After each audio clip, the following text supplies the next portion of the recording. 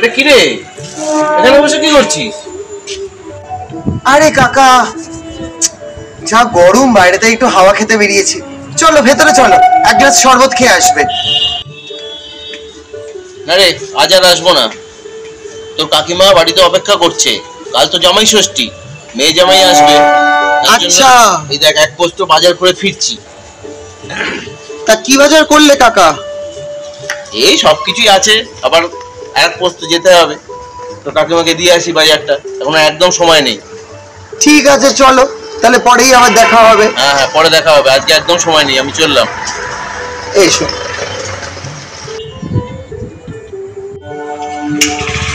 ঠিক আছে, আসলাম রে। এসো, সাবধানে যেও। আমি শাশুড়ি হয়েই থেকে যেতে চাই, বৌমাকে বৌমার মতোই ভালোবাসতে চাই। সেই মেয়ের মতো এসব ওই সংলাপে শুনতেই ভালো লাগে। মেয়ের মতো আর মেয়ে এক হয় না।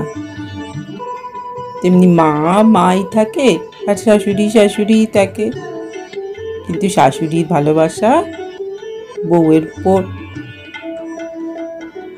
অন্যরকম হবে।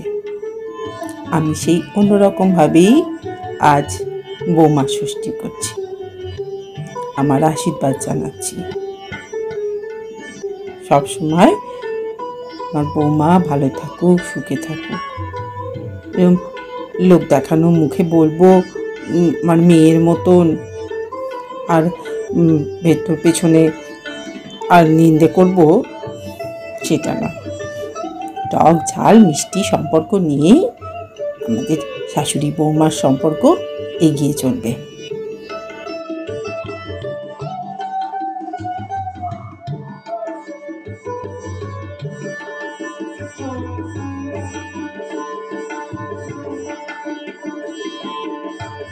হ্যাঁ মামনি, ভালো আছো তো? আমি ভালো আছে। এই তো হ্যাঁ, এই তো দেখতে পাচ্ছ তো। শাক বাজাতে হয়, শাক বাজিয়ে দিই।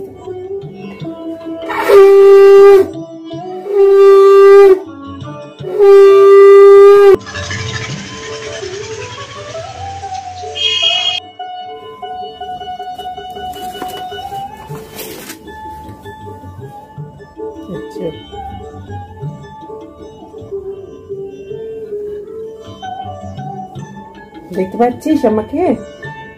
ভালো আছিস তো? কেমন পাপাই? বৌমা, আমি জামাই ষষ্ঠী সবাই করে, আমি বৌমা ষষ্ঠী করছি। দেখ, আমি সেজেছি, সবাই শাশুড়িরা করে, আমি একটু নয় অন্যরকম করলাম।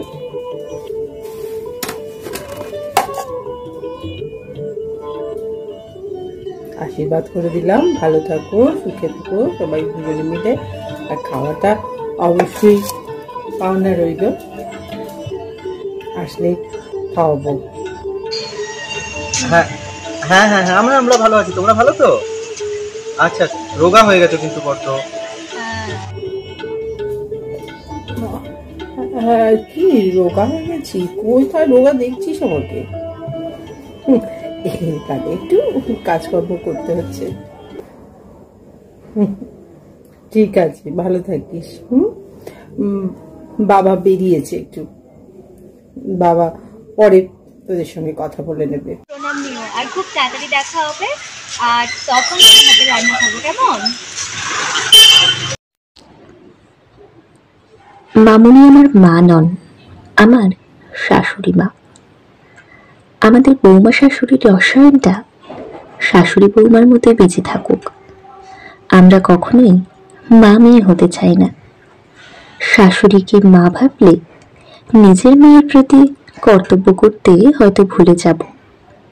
শ্বশুর বাড়িকে নিজের বাড়ি ভাবলে বাপের বাড়ি যেতেও হয়তো আর মন চাইবে না। তখন হয়তো আমার শাশুড়ি মায়ের মতো ভাবতেও পারবো না যে বৌমা ষষ্ঠীও পালন করা হয় এত সুন্দর করে। আমি যেন আজ থেকে নতুন করে আমার বরের সাথে সাথে আমার শাশুড়ি মায়েরও প্রেমে পড়ে গেলাম।